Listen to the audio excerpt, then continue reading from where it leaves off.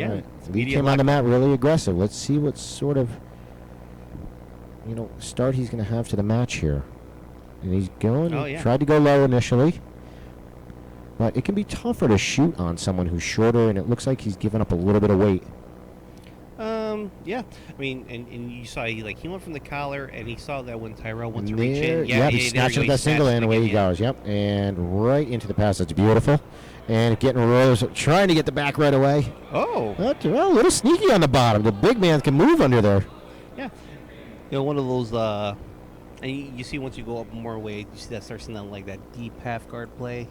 Because, you can come out from under you, it's like, whatever, just going to let you pass over. Right. And so let's see what Tyrell can do from the bottom here. He was moving pretty good just moments ago. Let's see what he can do. Yeah, and he's just on his knees. And I think now, it's on Lee really to get him off from that position, right? Yeah. Well, some guys are perfectly comfortable kind of in this turtle position here. Some guys are really comfortable. I personally am not. But I know guys that are comfortable for over the day. 5-finger choke coming up here. Japanese necktie, is it?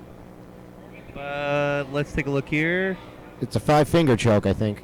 Is he going to finish it? No, he's not. I don't now think it's into a guillotine, right? No, I don't think he's got it.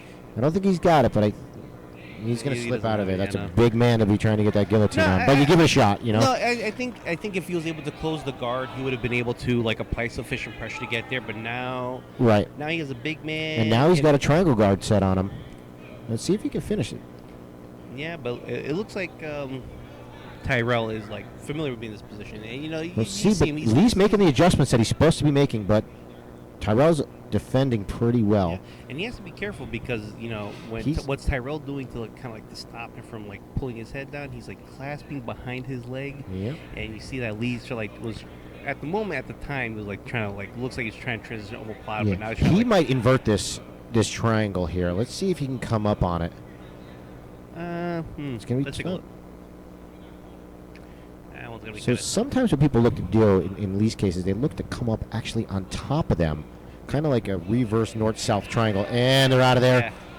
I was going to say, and we're going to reset back to the middle. I was going to say it was kind of hard because Lee was trying to get his left foot into his little thigh gap to be able to get the leverage, but it was too hard. I love Jiu-Jitsu. Of course, Tyrell's got a big upper body. It can be challenging to work triangles, so you got to be perfect. Yeah, and it's definitely a thing, and And he's gonna go for another trip. We got the wizard here. Let's see if he goes for the. I was just gonna say they're playing a very interesting game with the underhook overhook, and I was like, I don't think I would give up the overhook to someone smaller than me. I would not. No. Tyrell immediately went for it. He immediately went for it, and I love it.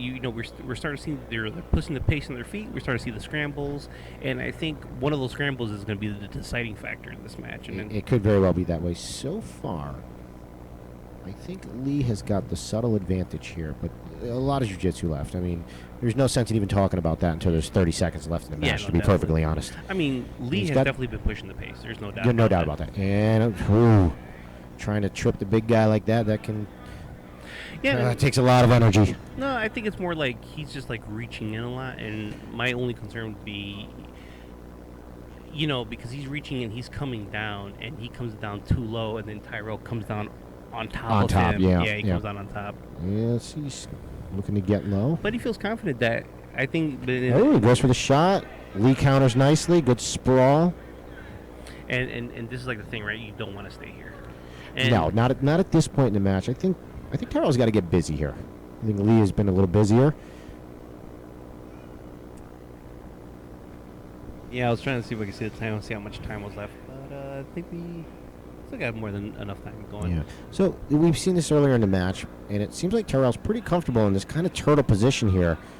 Let's see what Lee can do to break this down. He needs to be careful with reaching his arm in between his legs.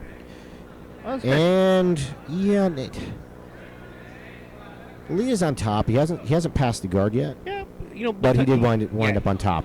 Yeah, They started on their feet, and Lee wound up on top. Technically, you would score that in his favor. Yeah, definitely. And this is not where you. This is not where you want to be on the bottom cross body half guard. No. And it looks like he's got the full mount in now. And he got out of the full mount. Let's see what happens. As Lee, I would just pressure here. Well, he's got the arm trap. Yeah, he's got the arm trap. Heavy pressure. Sneak that leg out. Get to mount. Work your subs. But it's not enough. You know, he can't really, I think, put the pressure he wants to put due to having that leg trap. But as he sneaks on, he moves to mount. If he can get that right leg out. They work together, right? It's like the pressure will lead to the pass, and then, you know, the fact that the leg is caught in there keeps him from putting the pressure on. So at this point, I think his best option is to let him pass and bridge. Could be, yeah, because he's got to make something happen down there. I got to make sure I don't say nothing too loud. I don't need to really coach. You know, it's an interesting thing calling a match. You get a little self-conscious that they might be hearing us. Yeah, it's no. I mean, and that's definitely a thing, right? You see Tyrell from the bottom doing the right thing to stop him from putting pressure, right? You don't want the big guy to settle on top. What you do, he's going to put his forearm in your throat, so you put yours in his. Yep, but he's got to make. He's turning good. I'll say that he's trying to make it happen. He's moving. I mean. And one thing Lee needs to watch out for is sticking his right arm in that too deep, under. Right, you go under too far because there's not much brewing in no-gi with you go too far under. And you see Tyrell, he was reaching back for it. Yep, he's looking to roll him. Yeah, you get your tricep. And that's your expertise. You know that move all too well. I set that up. yeah, and I've been victimized by it many of times. Now, once again, we have Lee's back on top half guard, but it's now not so much that crossbody it was before. Now we have Tyrell trying to do something like he's grabbed the leg, he's trying to get up from Bob, but now Lee, he has the hand clasp behind the back towards the shoulder. He's driving his shoulder in. Right, pressure. You want to drop that shoulder right down into his face. The jaw will do the trick, but I like dropping it right under the orbital. If I'm Lee on top, I'm running out this 15 seconds. I know he can't get him out from my I say that to my students all the time. You're up big. Lee is up huge here, but I think it's an easy ref's decision at this point. You're kind of right, and there it is. And there it is. I'll tell you what, I give Tyrell credit because he kept moving down there. He did what he could. He tried making things happen, but Lee is in all likelihood going to get the nod here. Yeah, it was.